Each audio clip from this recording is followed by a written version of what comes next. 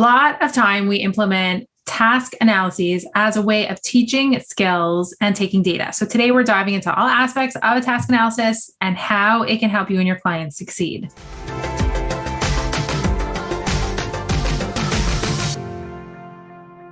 Traditionally, when we think of task analysis, we think of things like, showering and this and that, what have you. But personal story from yesterday, I was at a client's house. He has just moved to semi-independent living.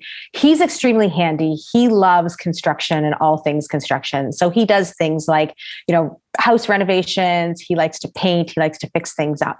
However, we've got this, I call it the honey-do list of things that need to be done around the house, right? He doesn't know where to start, and neither do any of his therapists. So what we did yesterday is, we looked at the list and we said, okay, what needs to be done? And there were things on there like stain the deck, paint the fence, fix the garden hose. And, we all looked at the one therapist who's pretty handy and we're like, okay, you're doing the Home Depot run. And, we can't lay it all on one therapist, especially because it's a therapist. That's not the therapist's job. The therapist's job is to support the individual. That should be the individual's job.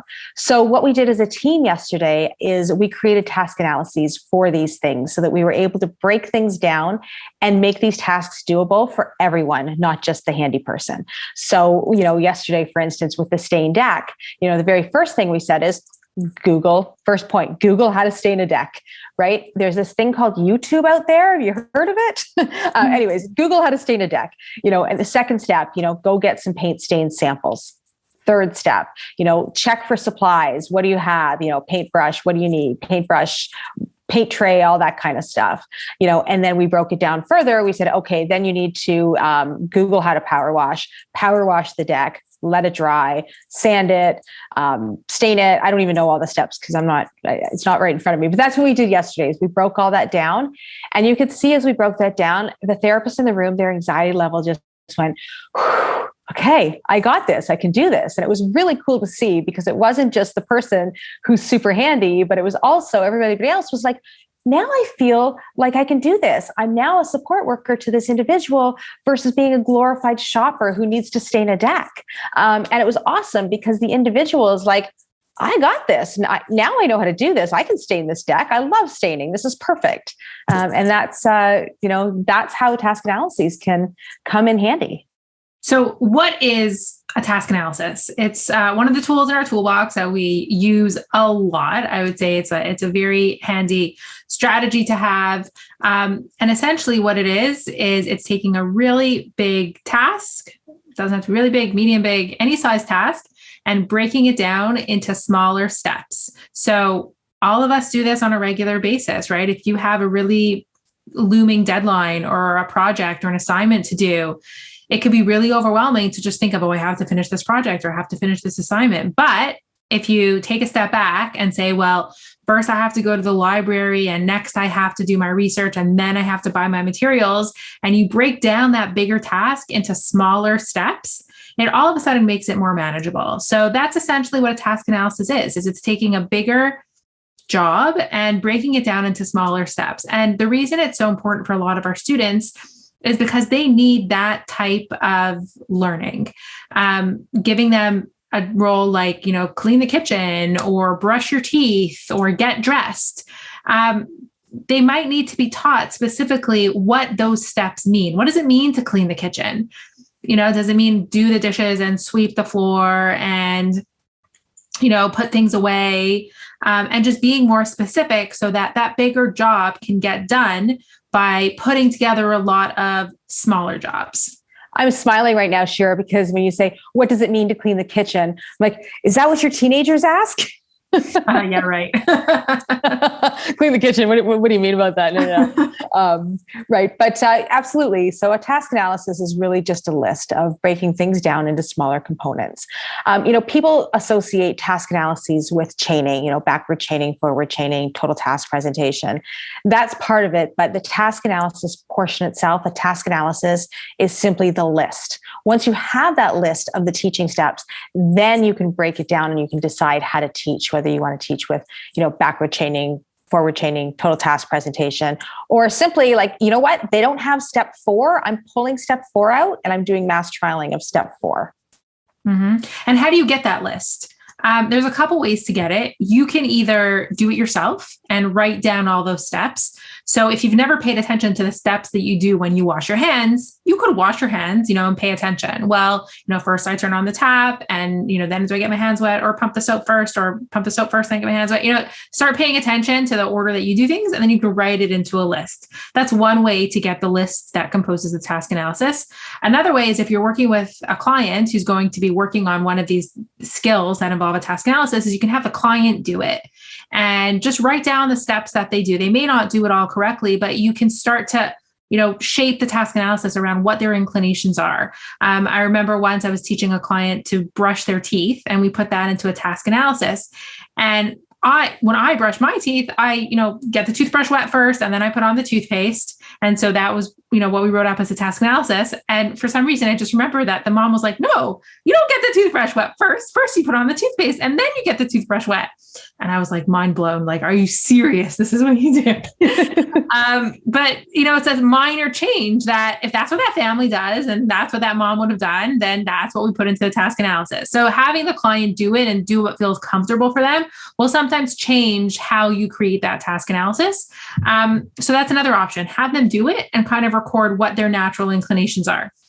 I like that, because you're going with their natural inclination, and then you don't need to unteach them something before teaching them something. So it's like, okay, you know what? If you want to pump the soap once versus 3 times, that's okay. If you, turn on the tap with your left hand instead of your right hand, who am I to say that that's not correct, right? Like, come on.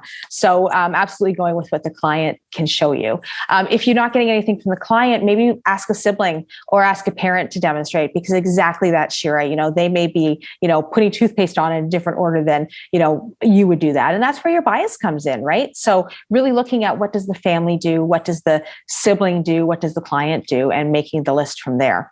Mm-hmm. And also baseline that first. Like, once you have the steps, have them do it so that you have an idea of where they're at.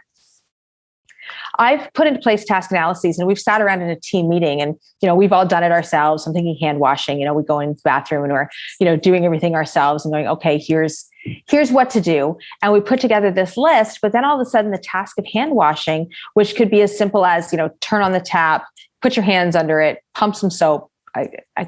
I just blanked on hand washing. Do you know how many times I've washed my hands during COVID? I just blanked on the steps of hand washing.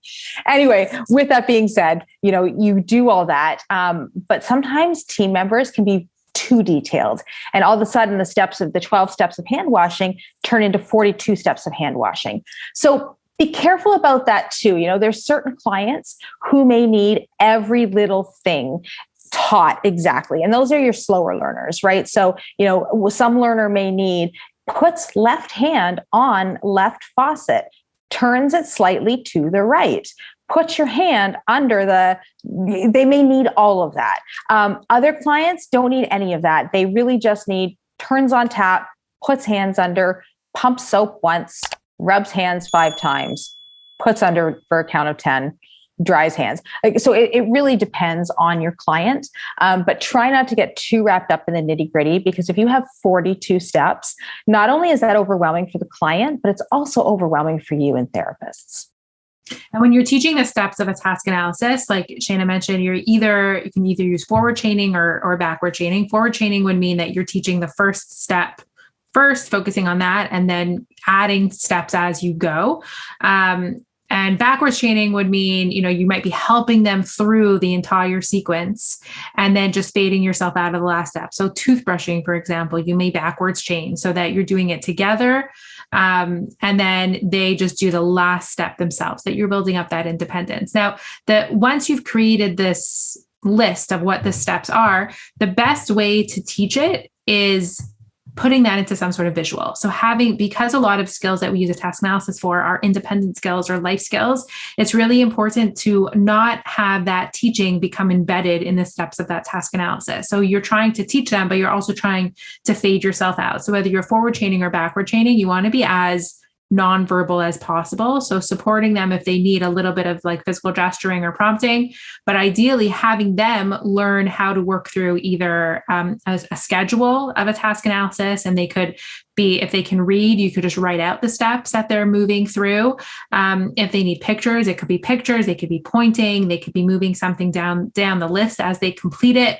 So putting something in place that as they're doing the steps of that task analysis, they're able to be completing it more and more independently, and that you're not telling them and reminding them every step along the way, because your voice and your presence is going to be the hardest thing to fade. So you might need to be a little bit creative in how you're teaching them what the steps of the task analysis is, but just remembering that you shouldn't be embedded in that task analysis.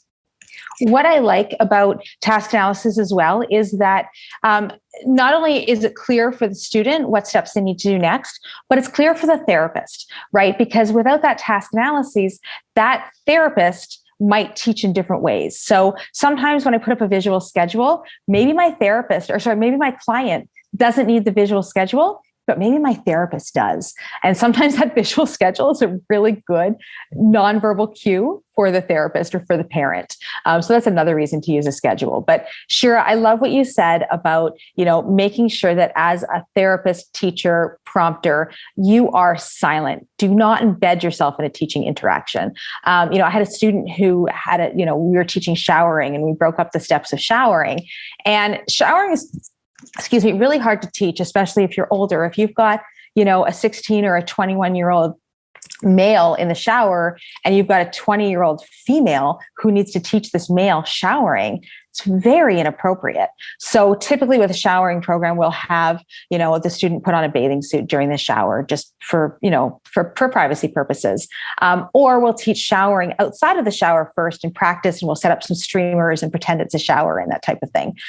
Anyway, with that being said, with the steps of the shower, I've done it before where, I've written out all the steps the student could read. So I write out all the steps. I triple laminate it so that it's waterproof, stick it to the back wall of the shower, and have Velcro and have them move a coin down the list as they do it. Now, the therapist, would be standing outside of the shower and just reaching in as necessary to point to the next thing on the list. But I had one therapist go, okay, what's next on the list? Okay, check the list. Okay, remember your armpits. Oh, you didn't wash your arms.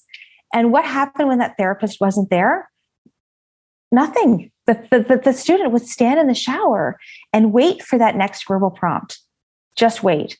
And it was so hard to fade out that verbal prompt because the therapist had embedded herself so much in that teaching interaction.